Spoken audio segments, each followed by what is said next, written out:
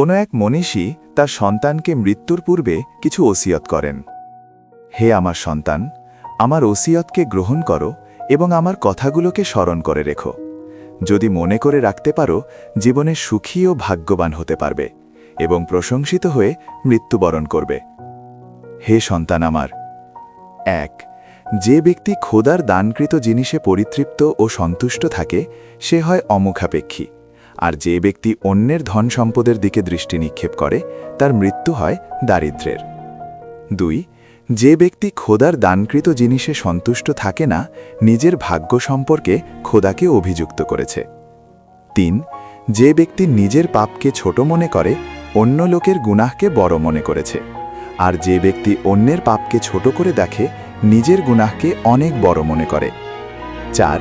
যে ব্যক্তি পরের দোষত্রুটিকে উন্মুক্ত করে তার পরিবারের আভ্যন্তরীণ দোষত্রুটি প্রকাশ হয়ে যায়। ৫. যে ব্যক্তি অত্যাচারে অস্ত্র হাতে নেয় তাতেই সে নিহত হয়। ৬. আর যে ব্যক্তি নিজের দিনী ভাইয়ের জন্য গর্ত বা কূপ খনন করে নিজেই তাতে পতিত হয়। ৭.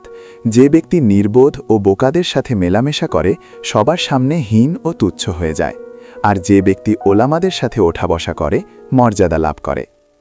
৮. যে ব্যক্তি কোনো অপবিত্র জায়গাতে প্রবেশ করে অভিযুক্ত হয়।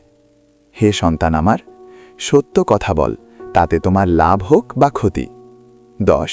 পরের অনিষ্ট সাধনার্থে মিথ্যা কাহিনী বা গুজব রটনা থেকে বিরত থেকো, কেননা তাতে জনগণের মনে ঈর্ষা ও বিদ্বেষের সৃষ্টি করে।